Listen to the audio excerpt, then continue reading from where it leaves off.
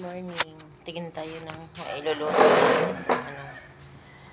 Pwede nating iluto today. Yan ang laman ng rep. Ito yung isda ko kagabi na niluto, yung paksiw. Ito yung gusto kong ulam, kaya ito, kahit anong, diba? Kahit ano-ano lang siya, sige lang ang ano tawag dito, init-init, okay lang kasi nga ano naman siya, paksiw, kaya hindi naman siya mapapanis. Ayun, nakapagwalis na ako. Yan. Tapos okay lang yun kasi kada hapon naman pag nag-exercise ako, nag-ano ako dyan, nagmamapa ko para mawala yung mga ano-ano na dyan. Ayan, ngayon ay maglalaba tayo, kaya kakain muna, tapos pakainin natin si Chiki, tapos maglalaba na tayo sa rooftop mamaya para si Alex may isusuot na uniform itong Lunes. So hindi nakakapansin mga ka-baby love ko yung braso ko. Lumiit na ng konti tayo sa pag-workout natin. Mayroon nang nakikita na konti. Lumiit na siya ng konti. Pupush pa natin para lumiit pa siya ng bongga. May konti pa dito. Ayan, nakikita ko. Ayan. Kailangan pumantay na yan. Kaya, lagi natin sisipagang mag-workout.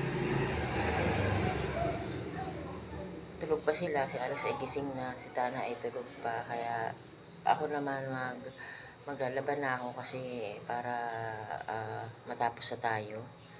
Yung mga basa-basahan natin ay lalabhan natin yan para wala tayo ditong maiwan na dumi-dumi. Kaya, ayun. Nag-aantay tayo ng ating sinaing kasi nakasalang pa.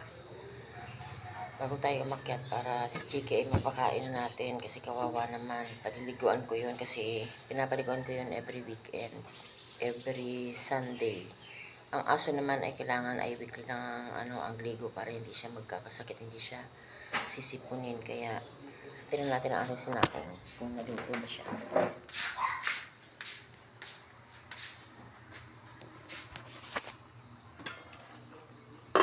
Hindi pa, kailangan ulit na ganyan yan, may sira na kasi yung bago lang yan, sira na yung aming rice cooker. Kailangan bantayan mo pa rin kasi pag siya nag-off, kailangan i-check mo yung kanin mo kung totoo na yun. Kailangan ibaba mo uli para maluto yung sinaing.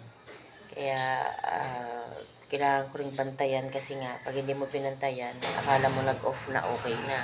Pero yun pala ay hindi pa, kaya di ako makaakyat-akyat. Kailangan babantayan ko siya kasi akala mo lang nag-off na siya pero hindi pa pala luto yung kanin.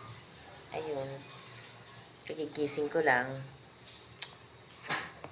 Ayun, nag-off na naman. Ano ba naman yan? Talagang nasira na talaga ito eh.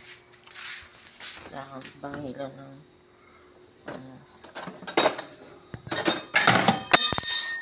bangilan natin ng kutsara at tinidor. Ano ba yan? Ayun naman. Nalagyan ko bumibigay. Parang sa relasyon, kailangan niyang bumigay. Sinasalo na nga. Kapag sinasalo ka na, magpasalo ka na. Hindi yung arte-arte mo pa, ayaw mo pa. Hindi pa naman ako yung makmasahan natin. Ano natin para malabhan natin. Kasi labada day to day.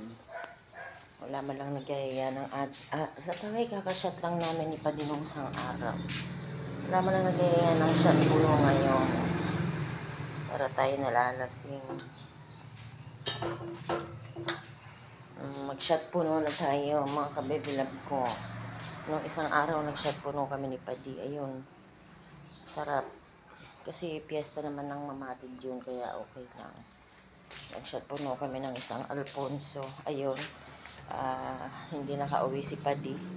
nasa rooftop. Doon natulog. Sabi ko nga, bakit ka ako ayaw niya bumaba dito sa baba? Sabi ko, ba't tayo mo bumaba sa baba?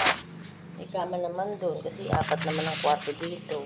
Sabi ba naman sa akin ay, yung bumaba doon, baka mamaya maihian ko yung ano mo eh, yung pom mo eh. Maglaba pa ako. Sabi ko, ngek. Kasi yun, pag paglasing yun, ganun yun. Nakakatuwa eh.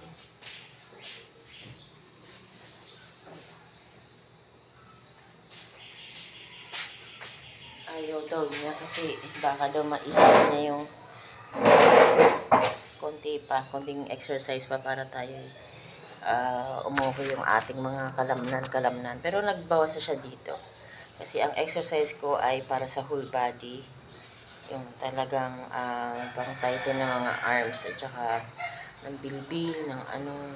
Ito, ako talaga bilbilin ako. Yun ang problema ko. Bilbilin ako pero tinatry ko na yan natanggalin kasi ang workout ay para sa belly ano ko at saka dito sa arms at saka sa likod. More on sahig ako kaya talagang tinitinan ko yung before and after niyan. May picture ako ng before and after. Titinan ko kung ano talaga yung diferensya nung nagsisimula pa lang akong mag workout. Wala pa naman akong hindi pa naman tayo nagtatagal. Ilang days pa lang tayo. Siguro ko 1 week pa lang. Titignan natin mga 1 month kung kaya ba siya na makuha. Kasi baka itong May kasi uwi kami ng Bicol eh makikipagsayawan ako doon. So, try natin na na gumanda yung ating katawan para pagdating naman doon, ay mami sila, ay sexy naman. Piyestahan yun. Naku, sira na naman ng Jetta. Sarap pa naman ng mga pagkain doon kasi syempre namimiss ko rin yung mga lutong Bicol, laing, ang mga yung ano ba yun tawag doon? Yung tilapia na merong laman sa loob tapos gagataan.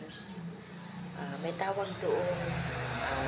Nalimutan ko lang. Tapos Bicol Express, puro sili-sili doon. Kaya baka mamaya sira na naman yung Jetta natin dahil doon sa mga pagkain na yun. Tapos syempre nandun yung mga pinsan namin, magpapakain na naman yung sa amin ng kung ano-ano doon. Kaya ayun, huwag kayo mag-alala kasi pagdating doon magbablog tayo para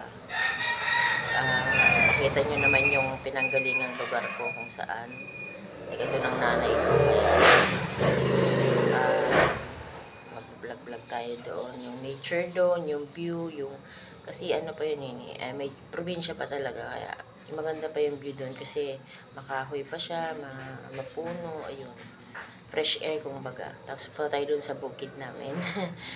Hindi na siya ganun kaganda kasi wala na nagme-maintain. Yung nanay ko dati kasi talagang yun nagme-maintain doon. Ngayon yung kapatid ko na lang yung kuya ko. Kasi hindi na kaya ng nanay ko. 77 na kasi yung nanay ko kaya hindi na niya kayang magbukid pa. Kaya yung kapatid ko na lang talaga nagme-maintain doon. Kaya hindi masyadong maganda na. Dati nung ang nanay ko napakalinis talaga. Walang kadamo-damo. Ngayon ang haba-haba ng mga damo. Ang mga tanim ay hindi na yung totoong tanim. Ang mga tanim ay mga saging na. Dati ang tanim doon mga kamote, mga pechay, mga ganon. Ngayon hindi na ma-maintain ng kapatid ko kasi nanay ko talaga yung nagme-maintain doon sa maliit naming lupa. May maliit kaming lupa doon na sakahan. Bukod doon sa bahay namin. Medyo siguro ko galing dito sa amin hanggang gate namin. Yun yung distance niya. Walking distance pero tawid ilog din. Pag nandun na tayo ibablog ko yung mga kabibilab para naman maiba yung ating paligid. So bye. Ibalaban na tayo mga kamami. Happy blessed Sunday. Thank you.